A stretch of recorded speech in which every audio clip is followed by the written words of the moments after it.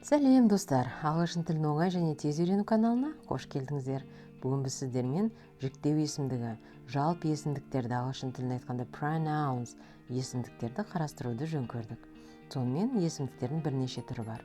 Мысалы, жіктеу есімдігі personal pronoun, тәуелдеу есімдігі possessive pronoun, сілтеу есімдігі demonstrative pronoun, сұрау есімдігі interrogative pronoun, қатыстық есімдігі relative pronoun, өздік есімдігі reflexive pronoun, белгісіздік есімдігі indefinite pronoun, ортақтық өзаралық есімдігі reciprocal pronoun және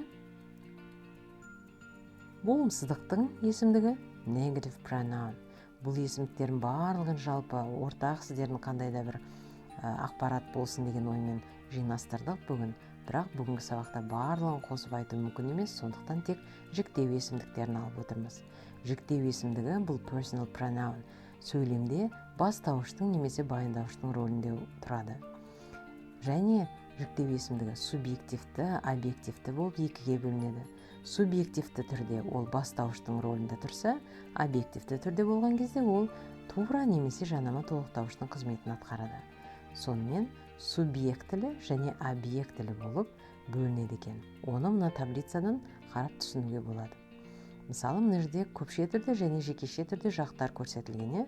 Бірінші жақта субъектілі есімдіктер you, I, you, he, she, it, жаңағы жансыз нәрселерге it қолданылады. Немесе көпше түрде we, you, they, яғни біздер, сіздер, олар деген мағынаны білдіреді екен. Сонымен субъектілі есімдіктер біздің кім деген сұраққа жауап беретінін ұмытпаңыздар. Ал енді объектілі есімдіктер деп отырғанымыз бұл me, мені, маған, you, сізді, саған, him, оған, оны, us көпше түрде бізге, бізді, you, сіздерді, сіздерге, them, оларға, оларды деген мағынаны білдіреді. Және кімді, кімге деген сұраққа жауап береді екен. Сондықтан кез келген болашақта жасайтын жаңағы жаттығуларыңызда осы есімдіктерді қолданар кезде кім деп субъектілі есімдіктерді қолданып, немесе кімге, кімді деген сұрақ қойып, объектілі есімдіктерді қолдануды үйреніңіздер. Ал енді мына мысалға қарайық. I деп отырғанымыз жаңағы субъектілі есімдік. Ол бастауыштың, яғни subject болып тұр. Subject не істейді? Бастауыш ол әр кезде іс-әрекетті ұйымдастырады екен, іс-әрекетті жасайды. Мысалы, I called Steve. I бұл жерде бастауыш болып тұр. Бұл субъектілі есімдік бастауыштың орнында тұрып, іс-әрекет жасап тұр. I called Steve. Мен Стивке хабарластым. I talked to Mary. Мен Марияға сөйледім. Яғни менің тарапымнан іс-әрекет болып тұр. Немесе Tom and I are friends. Том және мен достармыз. Anne and I had lunch. Анна және мен түскі асты іштік.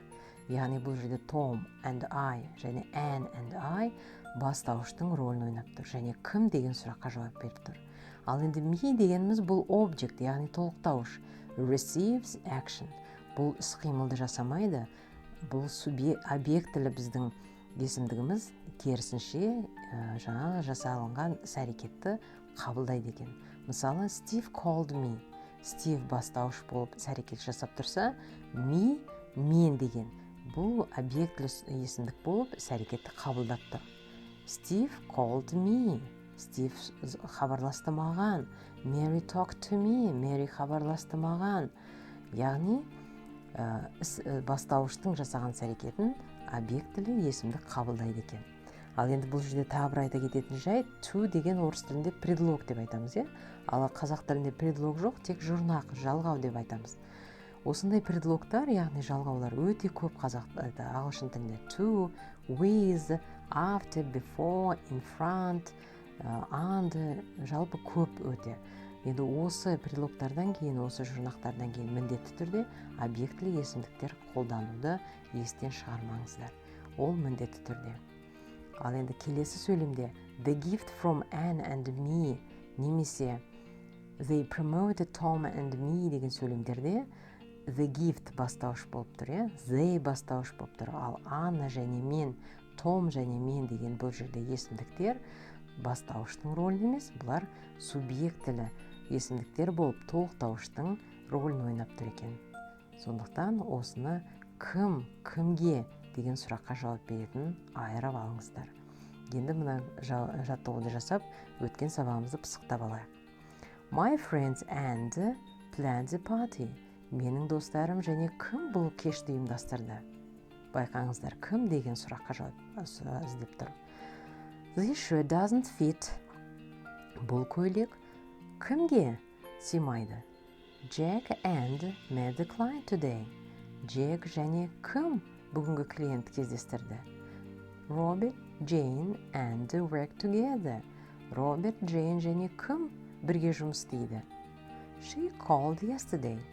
Ол хабарласты кімге кеше? Is this for? Бұл кімге? Bob and are leaving early. Боб және кім ертерек кетіп бара жатыр? They thanked many times. Олар кімге бірнеше рет рахмет айтты? Яғни кім, кімге деген сұрақты мұқият ойланып қойып шығыңыздар, мен сіздерге жауабын көрсетейін.